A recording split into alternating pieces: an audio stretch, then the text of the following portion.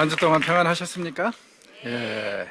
자, 우리가 계속 룻기를 이제 묵상할 준비를 하고 있는데요. 서론적인 이슈에서 딱 한 가지만 더 얘기를 좀 했으면 좋겠습니다. 하나님의 포용력입니다. 룻은 분명히 두루두루 기념될 이방인이라고 했죠. 이 말씀이 또 우리에게 무엇을 의미하냐면 하나님이 과연 어떤 사람을 사용하실까, 이런 거에 대해서 우리가 좀 생각해 보도록 하는 것 같습니다. 자, 이 마태복음에 보면은 예수님의 계보에 5명의 여인들이 등장한다고 그랬죠.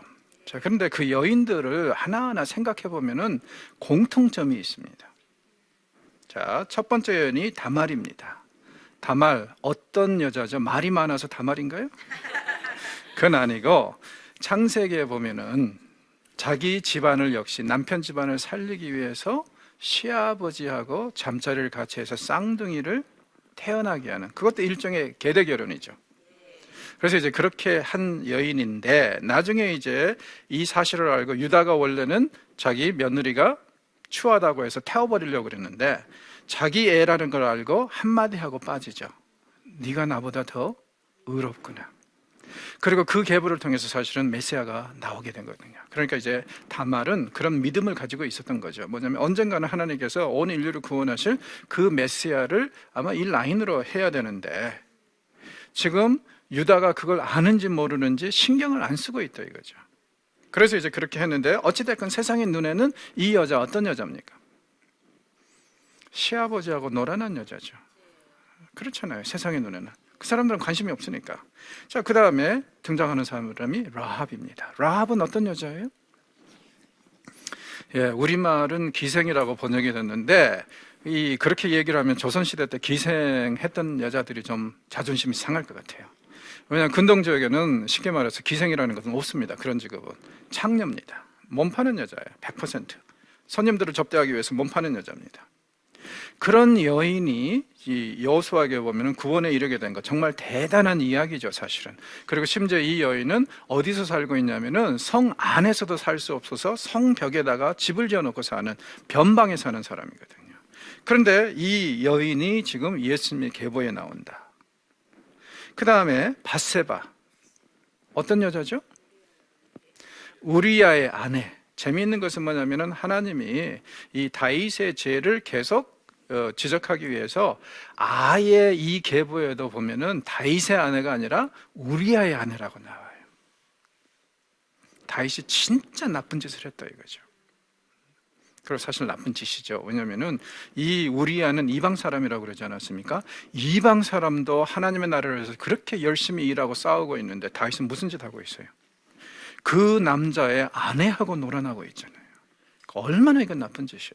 그런데 어찌됐건 간에 세상의 눈에 볼 때는 이 여인 어떤 여인입니까? 가늠한 여자예요. 남편이 전쟁에 가 있는 동안에, 이건 군대도 아니잖아요. 군대 간 사람을 두고 뭐 여자들이 변심하는 것을 뭐 고무신 거꾸로 신는다 그러는데, 그건 이제 결혼하기 전이니까 괜찮아요. 근데 결혼한 후에 지금 이런 일이 벌어지니까 이건 진짜 나쁜 일인데, 근데 간음했단 말이에요. 그렇죠? 그 다음에 마리아가 등장하죠. 마리아는 어떤 여인이에요? 예수님의 어머니 마리아. 이 옛날 어르신들 말씀대로 이런 여자죠. 할 말이 많은 에벤 처녀. 그렇잖아요. 그러니까는 이 5 여인들을 하나하나 뜯어보면은 어떻습니까? 다 세상 말로 스크라치가, 기스가 가 있는 여인이에요. 그 당시 사회에서 말 그대로 완전히 왕따 당할 사람들, 매장될 사람들이에요. 소외될 사람들이에요. 그런데 예수님이 이 라인을 통해서 오셨습니다. 무슨 의미일까요? 복음의 포괄성을 얘기하고자 하는 거죠. 그리스도의 복음은 얼마만큼 어느 정도의 사람들까지 포함할 수 있냐면은, 세상의 모든 사람, 아무리 흉측하고 아무리 보잘것없는 사람이라 할지라도 그들도 주님의 은혜와 구원의 대상이라는 거예요. 그래서 이 세상 말로 하면은, 사실은 예수님의 그 계보를 보면, 라인을 보면은 세상 말로 하면은 참 피가 좀 더럽죠. 이런 사람들이 지금 5명이나 나오니까. 그렇잖아요. 그런데 메시아께서 그걸 자청하신 거예요. 왜? 그리스도가 구원하실 수 없는 흉측한, 죄인은 없다는 거죠. 모든 사람들을 신분에 상관없이 그들의 경제적인 정치적인 그들의 이 교육적인 어떤 환경에 상관없이 모든 사람들을 구원하실 수 있다. 그 복음의 포괄성을 강조하기 위해서 그렇게 오셨는데, 자, 그렇다면 오늘날 우리가 교회로서, 특별히 한국 교회로서 좀 반성해 볼 부분이 많습니다. 기독교 귀족주의가 점점 고개를 드는 것 같아요. 두 가지 측면에서 목회자들 중에서도 보면은요, 기본적으로 모이는 그룹들이 따로 있습니다.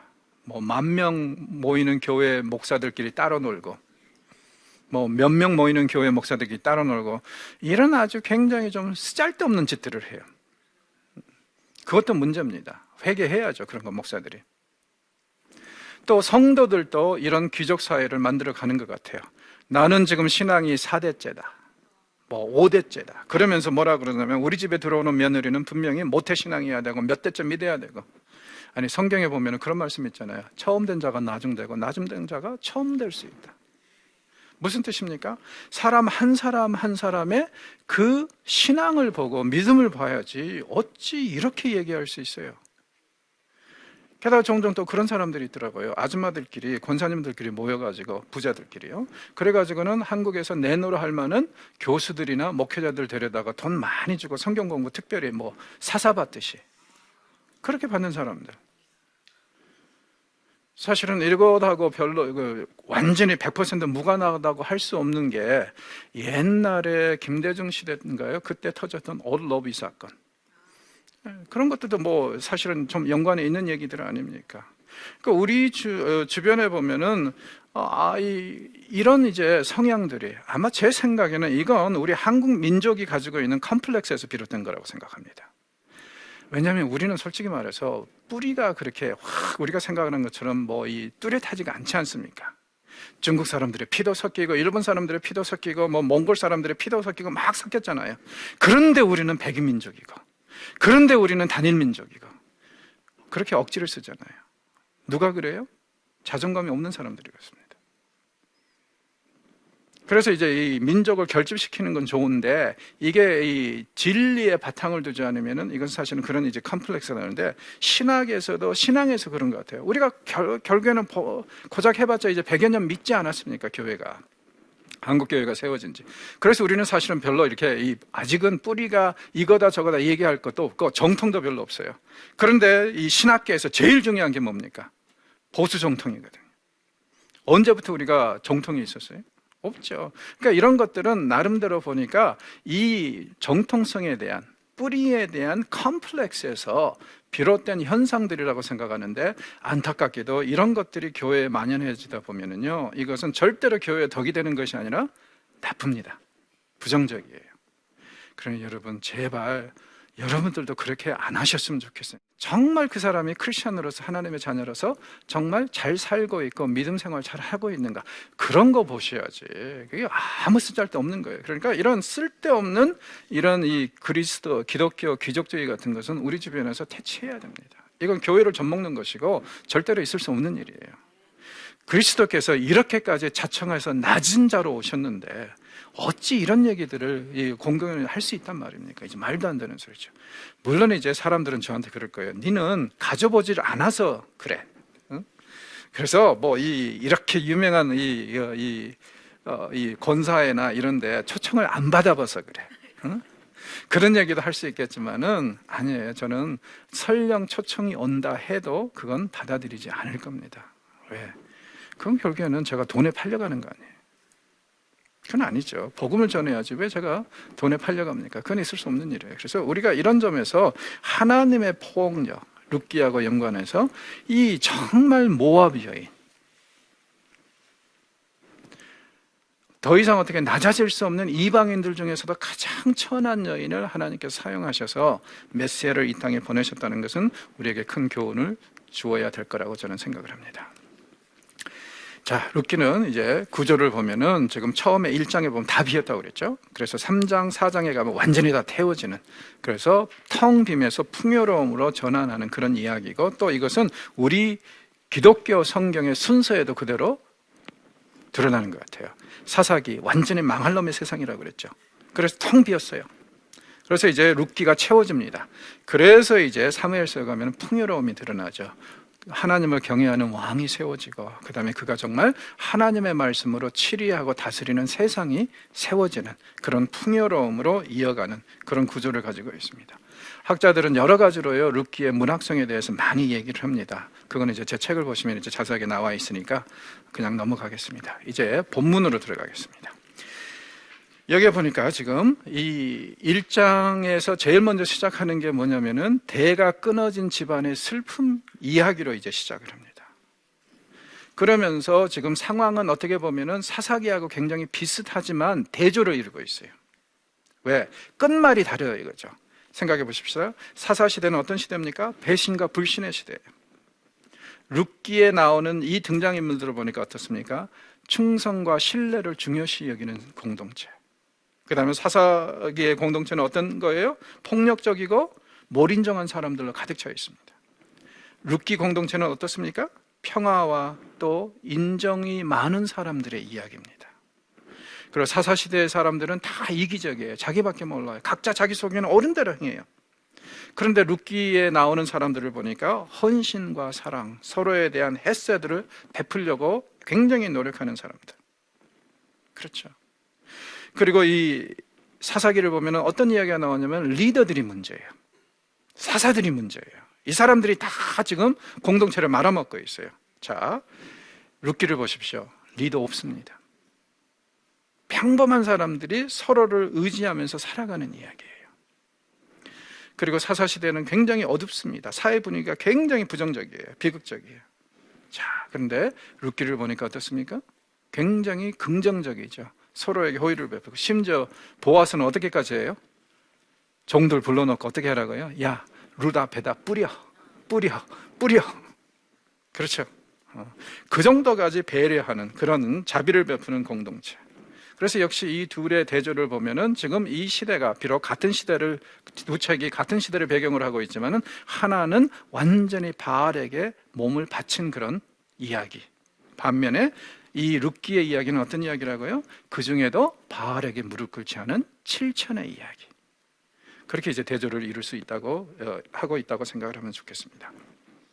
자, 1절에 보니까 사사들이 치리하던 시대 때 있었던 일이라고 그러죠. 아마 사무엘 시대쯤이라고 생각하면 좋을 거라고 그랬습니다. 자, 여기 보니까 이제 흉년이 들어서 이 가족이 움직이게 돼 있다고 그러는데, 흉년이 왜 들었을까요? 이게 하나님의 심판입니까? 아니면 자연적인 현상입니까? 확실히 여기서는 안 드러나는데, 이제 나중에 6절에 가서 보면 하나님이 자기 백성을 기억하셔서 그들에게 풍년을 주셨다, 양식을 주셨다는 말이 나오죠. 그런 거, 그 말씀하고 연결해 보면은, 그리고 또 풍년은 하나님의 축복이라는 거, 그것을 염두에 두고 보면은 이 말씀은 분명히 하나님께서 자기 백성에게 무언가를 말씀하시기 위해서 주신 재앙이라고 생각하면 좋을 것 같아요. 게다가 보십시오. 지금 이 사람들이 이 흉년을 피해서 어디로 가냐면은 강 건너, 계곡 넘어서 모압으로 가는데, 지리적으로 그렇게 특별히 다른 지역이 아니거든요. 그런데 모압은 음식이 있으니까, 식량이 있으니까 그리 간 거 아닙니까? 그런데 베들레헴, 자, 베들레헴이 문자적으로 풀이하면 뭐냐면 빵 공장이에요. 빵집. 빵 공장에 빵이 떨어졌어요. 그 얘기인데, 베들레헴에 먹을 게 없어서 이렇게 가게 된 거 얘기거든요. 근데 이 과정을 보면은, 지금 이 정황을 보면은 분명히 하나님께서 어떤 말씀을 하시려고 지금 이스라엘에게 이런 기근을 주셨던 거, 그건 확실한 것 같아요. 뭔지는 몰라요, 우리는. 아마 사사시대 때 하도 이 사람들이 많은 죄를 저지르니까 그것에 대한 응징이라고 할 수도 있고, 하여튼 알 수는 없습니다. 그래서 흉년이 들어서 유다의 베들레헴에서 한 사람이 자기 아내와 두 아들을 데리고 갑니다. 그래서 모압 지방으로 가는데, 그리고 이제 2절부터는 이 등장인물을 소개를 하죠. 자, 그런데 이 사람들이 다른 데도 아니고 모압으로 갔다는 것도 상황의 절박성을 또 얘기를 하는 것 같아요. 왜냐하면 보십시오. 모압은 어떤 곳이라고요? 어떤 족속이라고요? 이스라엘이 혐오하는 이방인들 중에서도 최악이라고 그랬죠. 상황이 얼마나 절박하면은 그 모압 땅으로 갔겠어요. 그렇죠. 그래서 지금 굉장히 절박한 상황을 얘기를 하고 있고, 그 다음에 2절에서 이제 등장인물들을 하나하나 뜯어보니까, 나오미, 어떤 사람이죠? 이 안에서 보면은 굉장히 뭐라 그럴까, 신앙이 좋은데 어느 순간에는 신앙이 없는 것처럼 하나님을 원망하는 사람이기도 하고. 근데 그 사람의 이름을 풀이하면은 뭡니까? 환희, 기쁨, 즐거움. 그렇죠. 그래서 나중에 이제 동네 사람들이 나오미 왔니 했을 때 뭐라 그래요? 나오미라 하지 말라, 환희라, 기쁨이라 하지 말라, 나는 하나님께 쓴맛을 보고 왔다. 그러니까 요즘 말로 하면 조직의 쓴맛을 봤다는 거죠. 그래서 나를 말하라 하라, 쓴맛이라 하라, 이렇게 이제 이름 가지고 이 얘기를 하지 않습니까? 그런 거 보면은 이제 나오미 처음에는 좋은 이름, 아름다움, 좋음, 환희. 그다음 그의 남편 엘리멜렉, 굉장히 좋은 이름입니다. 나의 하나님은 왕이시다. 그렇죠.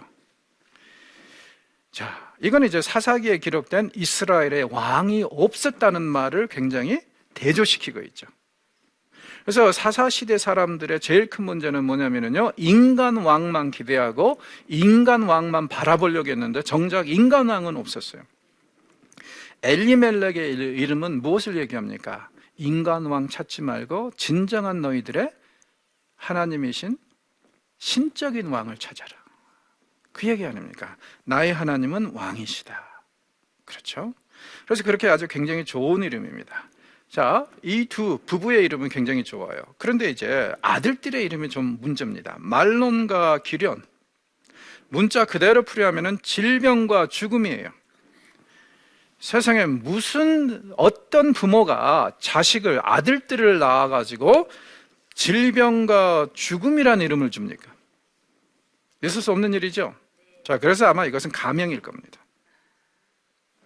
이 사람들이 결혼하자마자 애도 없이 죽어버리잖아요.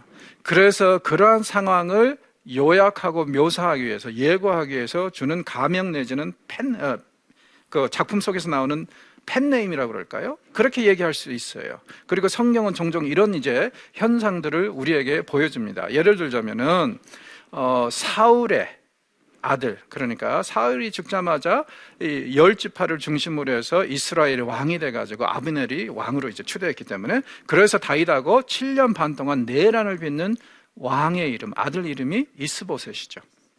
예. 그 친구 이름은 절대 이스보셋이 아닙니다. 왜냐하면 이스보셋을 그대로 풀이하면은 무슨 문자적으로 풀이하면 뭐가 되냐면 수치스러운 놈, 찌질한 놈, 더러운 놈, 추한 놈, 그런 뜻이에요. 그럼 세상에 누가 아들을 낳아놓고 수치스러운 놈이라고 그래요? 그건 아니죠.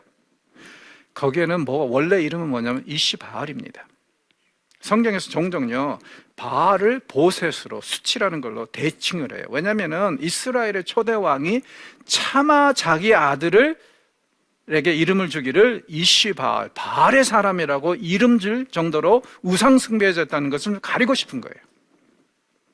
그래서 이시보셋으로 바꿔놨습니다. 그러나 그게 절대로 본명이 아니라는 건 대번에 우리가 알아요.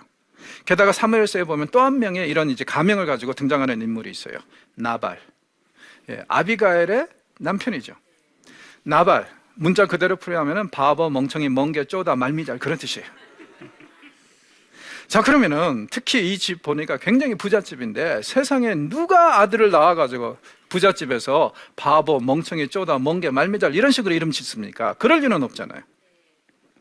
분명히 이 나발의 하는 짓을 보고 그것을 요약하기 위해서 가명으로 지금 여기서 쓰고 있는 거예요. 그러니까 성경에서는 이런 현상들이 종종 일어나고, 그래서 여기서 말론과 기련도 분명히 본명은 아닐 겁니다. 너무 일찍 죽고 자식 없이 죽으니까 이거에 대해서 징조적으로 지금 가명으로 주고 있는 것이라고 우리가 생각할 수 있어요. 자, 그래서 이들은 지금 기근을 피하기 위해서 어디로 가냐면 베들레헴, 빵 공장을 떠나서 지금 모압으로 갑니다. 이걸 우리는 이제 영어로 뭐라고 그럽니까? 영어로 말하면은 jumping off the frying pan into fire라고 그래요. 후라이팬에서 너무 뜨거우니까, 무슨 생선이든지 고기가 너무 뜨거우니까 피하려고 팍 튀었는데 불로 떨어졌어요. 왜? 살아보려고 베들레헴 빵공장, 빵이 없는 빵공장을 떠났는데 거기 가서 정작 나오미만 남고 세 남자가 다 죽잖아요. 그렇죠. 그러니까 이건 참 어떻게 보면 슬픈 이야기입니다. 자, 엘리멜렉과 가족들이 이렇게 해서 모압으로 떠난 것에 대해서 아주 맹렬하게 비난하는 설교를 종종 제가 들어요. 나쁜 놈들이라 이거죠. 떠났으면 안 된다. 왜? 하나님의 백성들은 하나님이 주신 땅에서 그렇게 살아야지 왜 기근이 왔다고 떠나고 지렁이냐. 예, 이렇게 얘기들을 하는데 그건 아니죠. 여러 가지 물론요 요소들이 이렇게 해석할 수 있는 가능성을 제시를 하긴 합니다. 생각해 보십시오. 이 사람들이 모압 땅으로 간 것도 상당히 좀 부정적이죠. 왜냐하면 여간에서는 안 가니까. 그러나 이것을 절박함으로 생각할 수도 있다고 그랬죠. 그 다음에 두 며느리 다 애를 못 낳아요. 그렇잖아요. 그리고 성경에 보면 하나님이 아이를 주시고 안 주시고는 하나님의 권한이라고 그러잖아요. 그러니까는 애들을 못 낳는 상황에서 남편이 죽는 걸 보니까 이건 굉장히 부정적으로 해석이 될 수 있죠. 자, 그러나 중요한 것은 뭐냐면 룻기 저자는요 이 일에 대해서 이들이 여기까지 간 것에 대해서 어떠한 가치 평가를 하지 않습니다.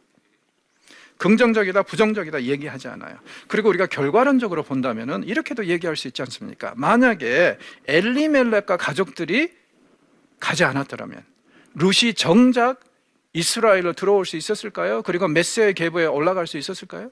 그럴 수 없죠. 그런 관점에서 보면 이 사람들은 어떻게든지 떠나야 돼요. 왜?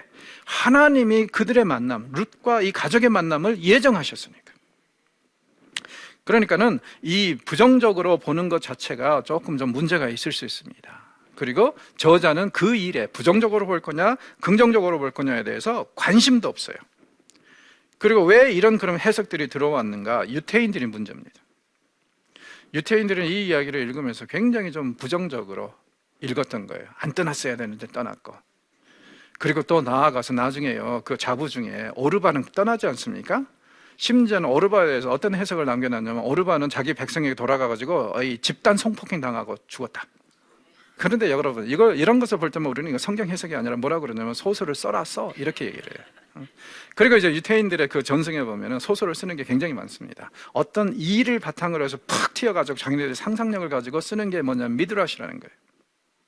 그래서 이제 중간 문헌들, 그러니까 우리는 정경을 가지고 있죠. 근데 중간에 보면 외경과 또 외경에도 못 들어가는 거 위경이라는 게 있는데 가경, 그게 거기에 상당 부분이 바로 이런 미드라시들이거든요. 저는 나중에 기회가 되면 이런 미드라시 한번 써보고 싶어요. 어떤 미드라시냐면은 요셉이 바디발의 아내 때문에 감옥에 갔잖아요. 나중에 요셉이 국무총리가 된 다음에 이 여자 어떻게 됐을까? 거기에 대해서 내가 소설을 쓴다면 그게 바로 미드라시입니다. 그렇죠. 재밌을 것 같아요. 어떻게 됐을까요? 묵비권을 행사하시는군요. 자, 그래서 이런 이제 성경이 주는 정보만큼만 우리가 해석하면 되고 그 이상은 해석이라고 하기는 좀 곤란합니다. 그러니까 거기서 멈추는 것도 굉장히 중요한 자제고 중요한 훈련이라고 생각해요. 룻기 저자는 절대로 이러한 면에서 부정적으로 이들이 이주간 것에 대해서 얘기하지 않습니다. 그렇게 생각해 보십시오. 만약에 이렇게 해서 모압 땅으로 이사간 게 문제라면 여러분, 그러면 성경이 근본적으로 이민을 금한다는 얘기입니까? 그건 아니죠. 예. 그러니까는 이런 이 해석들은 우리가 좀 조심해야 될 것 같아요. 그래서 이 사람들이 지금 기근을 피하기 위해서 그리 갔다는 것은 자연스러운 이야기라고 생각하시면 좋을 것 같습니다. 자, 안타까운 게 뭐냐면은 거기서 이제 이 남편 엘리멜렉이 죽습니다. 먼저 죽었죠. 그래서 과부가 된 나오미가 두 아들들에게 아내를 주기 위해서 이제 자부들을 맞이하는데 오르바가 들어오고 그 다음에 룻이 들어옵니다. 자, 오르바, 구름이란 뜻을 지니고 있는데 이것도 상징적인 의미를 가지고 있어요. 구름은 구름인데 비를 내리지 못하는 구름, 혹은 비를 내리지 않는 구름. 그러니까 구름은 굉장히 풍요로움과 이 연결이 되어 있죠. 그런데 이 구름이 비는 못 내려. 그러면은 이제 이 이름도 역시 가능성이 있죠. 어떤 가능성? 가명일 수도 있다. 분명히 집에 애를 낳아줘야 되는데 애를 못 낳아주고 끝나는 그런 이야기. 근데 룻은 아까 우리가 얘기했듯이 환희, 기쁨 그런 것이 될 수 있지만 또 동시에 물된 동산, 지금 기근에 연결해서요, 물된 동산 정도로 생각할 수 있는 그런 이름입니다. 무슨 뜻입니까? 이 말라 비틀어진, 지금 기근을 피해가지고 온 이 집안, 게다가 가장에 죽어버린 이 집안에 생명력을 더할 것을 예고하는 듯한 그런 이름이라고 얘기할 수 있을 것 같습니다. 자, 이렇게 해서 거기에 거주한 지가 10년이 됐어요. 그러니까 잠시 가려고 떠났습니다. 앞에 보면은요, 이 잠시 피하기 위해서 그렇게 떠났다고 이제 얘기를 하는데, 거하기 위해서, 그게 바로 이제 뭐냐면 거류한다는 말이 잠시 거기서 지내다가 기근만 끝나면 돌아올 생각이었어요. 자, 근데 10년이 걸렸다는 것은 아마도 기근이 10년이 갔다는 얘기일 수도 있고, 아니면은 그냥 기근은 그 전에 끝났는데 이래저래 하다 보니까 못 왔을 수도 있다는 그런 이제 가능성을 우리가 볼 수 있을 것 같습니다. 그래서 이제 이들이 거기서 10년을 거했는데, 문제는 뭐냐면 이 10년 동안에 또 말론과 기론이 죽습니다. 그러면 이 집안 보십시오. 원래 몇 명이었어요? 6명이었죠. 자부들까지 해서. 그런데 지금 이 5절에 가서 보니까 3 여자만 남았습니다. 3 여자 다 과부입니다. 애들도 없어요. 정말 이걸 어떻게 우리가 봐야 되느냐. 그래서 이제 이런 상황을 보니까 자꾸 사람들이 이게 하나님이 내린 벌이다, 이런 식으로 뭐 해석하기 시작하는 거죠. 그러니까 그러나 말씀드렸듯이 저자가 분명하게 얘기하지 않는 한 그렇게 이제 생각하는 것은 썩 옳지는 않은 것 같습니다. 한때 행복했던 그런 집안의 이 그림을 이런 식으로 이제 묘사를 해놓은 것을 봤는데, 하여튼 이 나오미는 이 집안에 들어와서 쉽게 말해서 이 집안을 살리려고 굉장히 최선을 다하는 그런 노력을 하지만 나오미의 그 노력이 부족합니다. 그때 이제 룻이 들어와서 이 집안을 살리는 이야기라고 이제 생각할 수 있을 것 같아요. 자, 문제는 이제 완전히 나오미가 다 잃어버렸어요. 그럼 나오미에게 있는 가능성은 3가지입니다. 첫째, 친정 아버지의 집으로 돌아가는 거. 둘째, 재혼해서 애를 낳아가지고 며느리들이 계대 결혼을 할 수 있도록 해주는 거. 그 다음에 스스로 이제 모든 걸 포기하고 노동해서 살아가는 거. 3가지인데 셋 다 만만치가 않아요. 뭐냐면 지금 나오미의 경우에 보면은 지금 며느리를 볼 정도면은 나이가 많다는 얘기죠.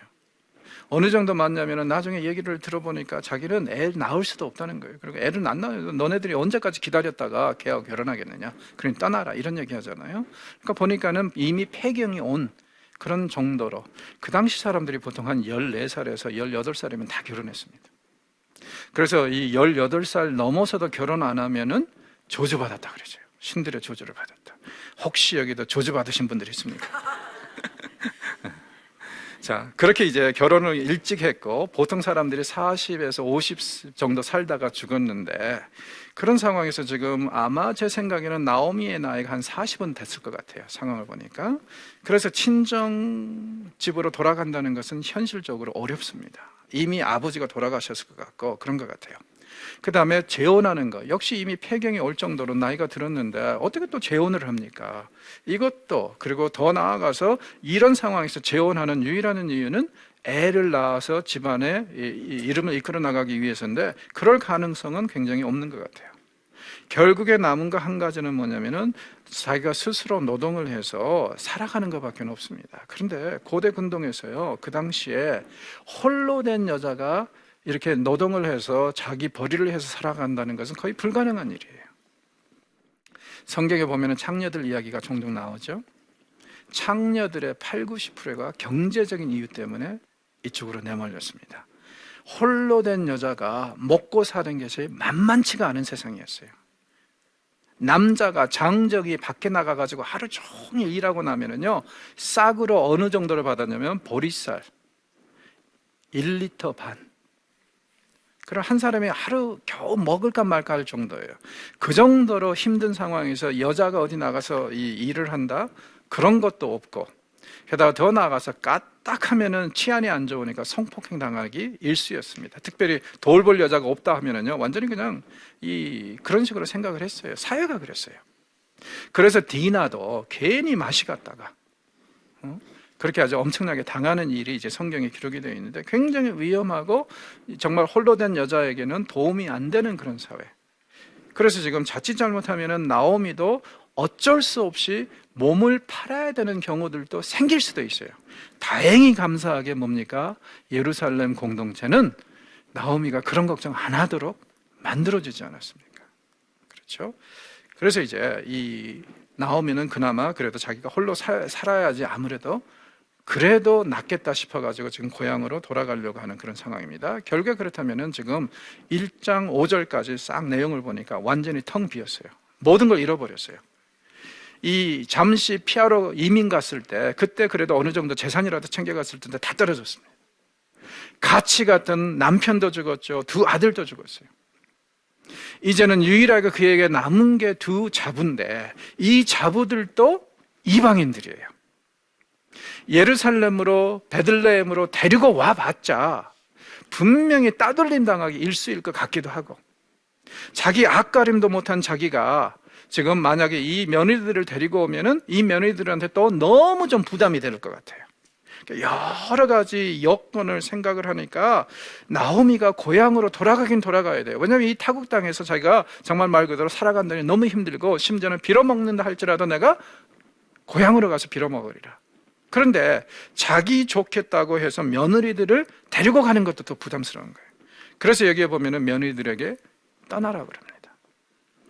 그리고 절대로 증오하거나 아쉬움을 가지고 떠나라고 하는 게 아니라 축복을 빌어주면서 떠나라고 그래요. 왜? 내가 아무리 생각해도 너희들 나하고 같이 가면은 내가 너희들에게 짐이 되고 나 이미 너희들에게 충분히 보살핌을 받았고 너희들은 나에게 할 만한 햇세드는 다 베풀었다 이거예요. 그러니 내가 벼르기도 낯짝이 있지 어찌 내가 너희들을 다시 이끌고 고향에 가겠다고 그러겠느냐. 그러니 그러지 말고 너희도 거기 가면은 이방인이라고 따돌림도 당하고 막 할 텐데 너희 민족에게 돌아가라. 이렇게 권면하는 이야기가 6절에서 18절에 나오는데 세 개의 스피치로 나와 있습니다. 첫째, 이렇게 나오미가 집으로 돌아가게 된 그 여건을 6절은 뭐라 그럽니까? 여호와께서 자기 백성을 돌보시사 그들에게 양식을 주셨다 함을 듣고 그랬다 그래요. 그러니까 앞에 기근하고 연결을 해보면은 기근은 분명히 어떤 하나님의 경고를 바라는 심판이었다는 것, 그게 이제 확실하게 드러나죠. 근데 여기서 이제 하나님이 자기 백성을 돌보시사 양식을 주셨다. 그러니까 이제 돌아갈 때가 됐다. 뭔가 이제 그 이 이스라엘과 하나님의 사이에 어떤 문제가 해결됐다는 얘기 아니겠어요? 그렇게 이제 얘기를 듣고 결단을 내립니다. 자, 나오미를 불러놓고 이제 나오미가 이제 며느리를 불러놓고 일단은 처음은 같이 시작을 해요. 같이 고향을 향해서 가다가 가만히 생각해 보니까 어때요? 자기가 며느리들한테 너무한 것 같아. 그렇죠. 며느리들 지금 애들도 없고 그런 상황에서 재혼하면 되잖아요. 그런데 자기 욕심 챙기겠다고 자기가 이 얘네들한테 이제 보살핌을 받겠다고 해가지고 데리고 간다는 것이 나오미에게 왠지 부담스럽게 느껴지기 시작합니다. 그래서 이제 7절에 유다 땅으로 함께 돌아오려고 길을 떠나다가 8절 보십시오. 나오미가 두 며느리에게 이렇게 얘기를 합니다. 너희는 각기 너희 어머니의 집으로 돌아가라. 자, 특이한 것은 뭐냐면 어머니의 집입니다.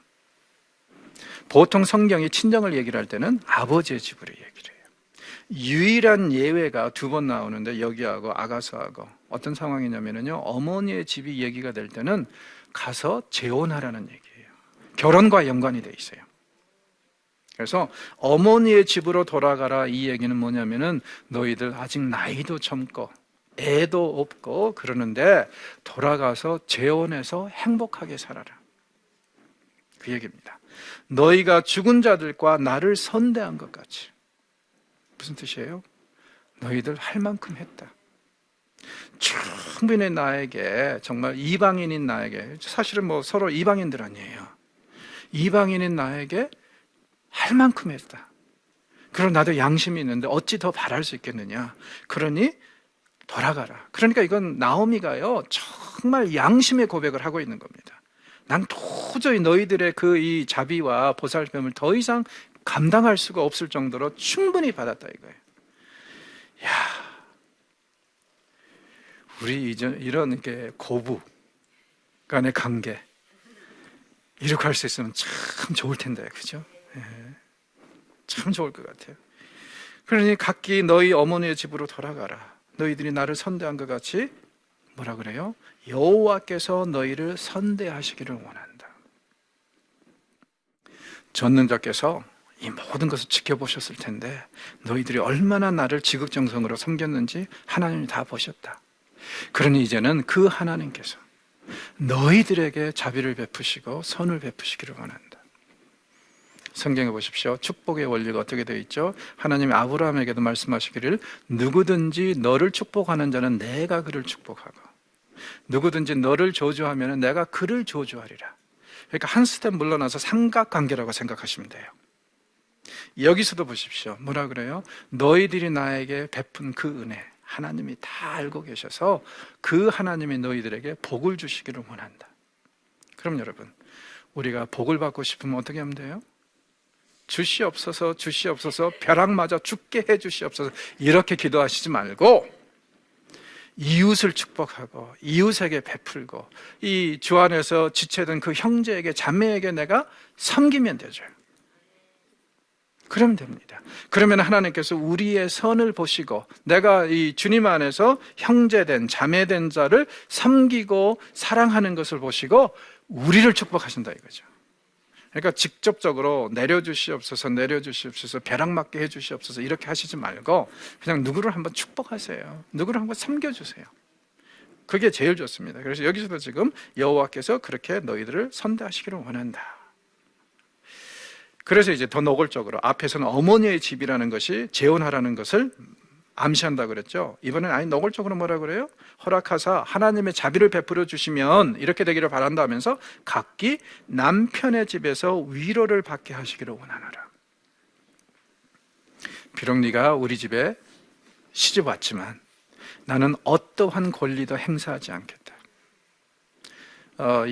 유다 보십시오.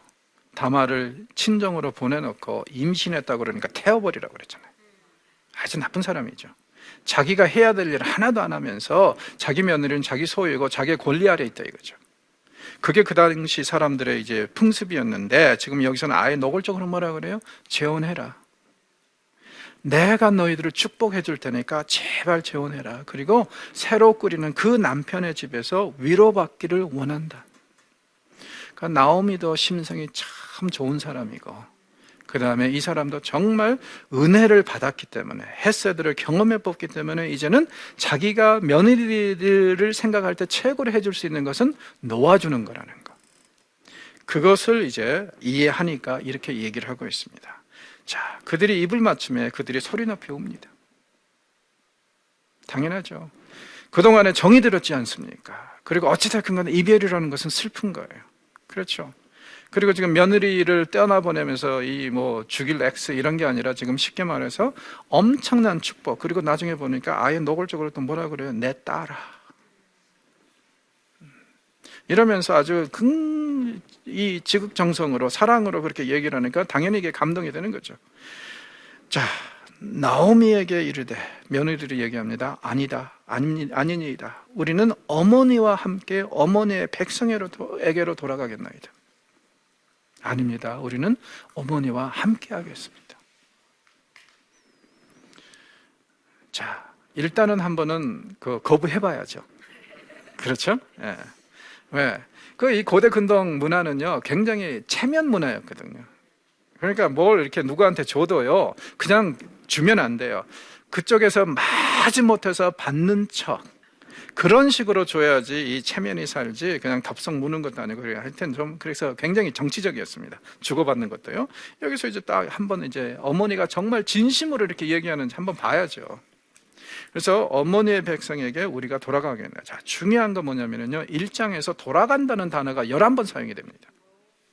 11번 사용이 되는데 재밌는 것은 뭐냐면은 사실은 나오미는 돌아가는 거지만 며느리들은 돌아가는 게 아니죠.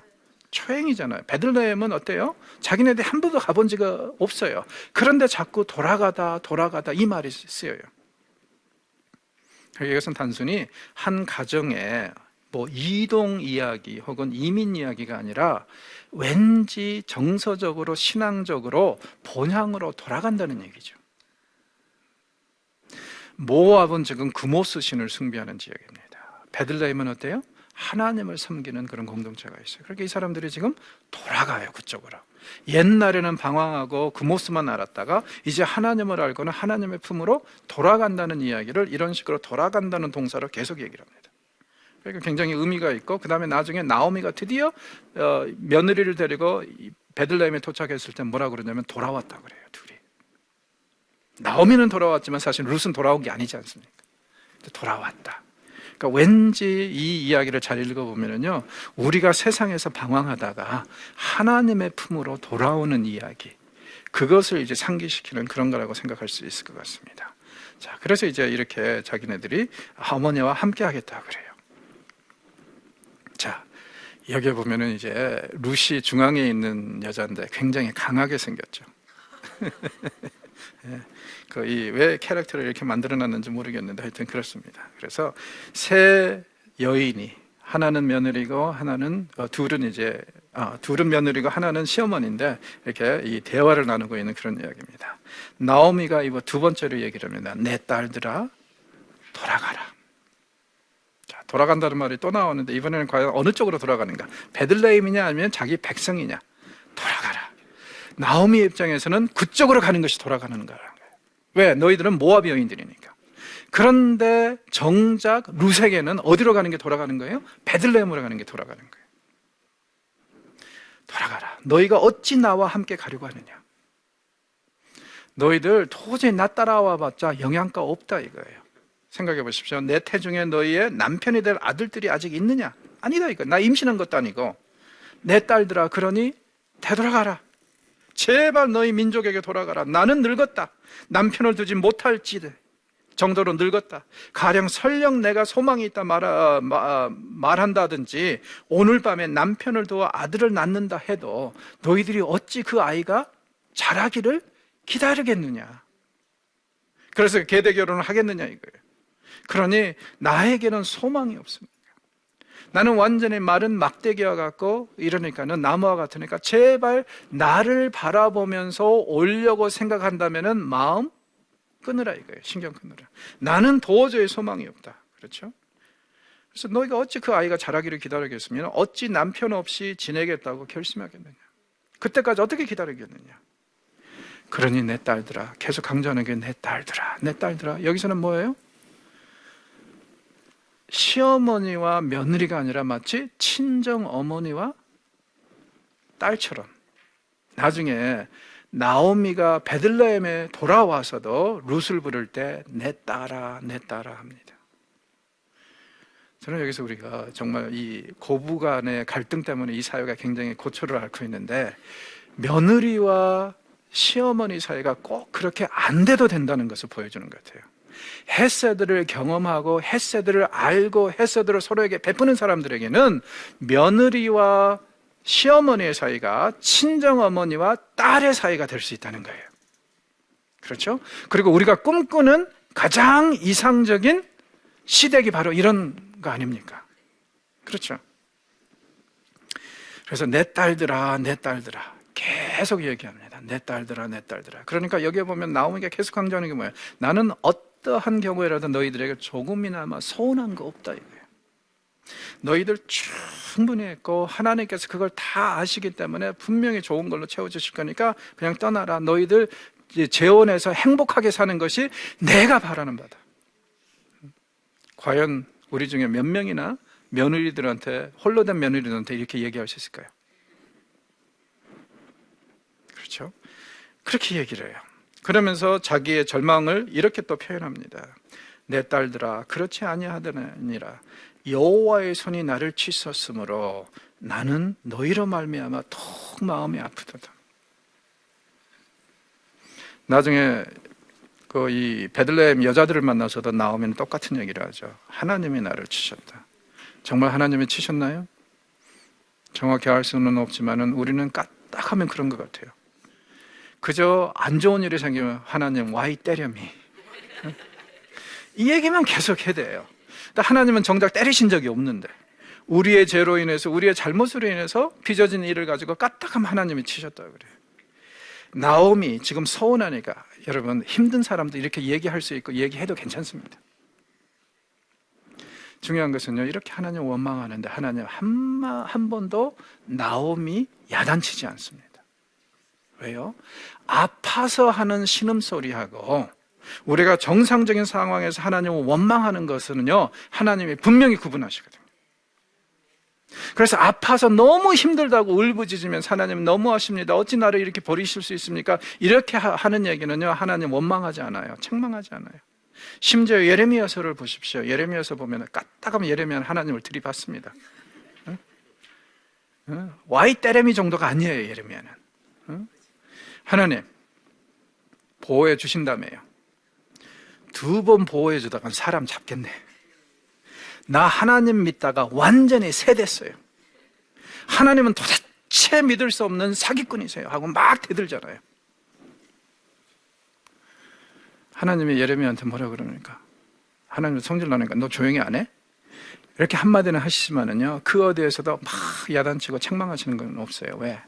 아파서 하는 소리는 하나님의 절대 탓하지 않습니다.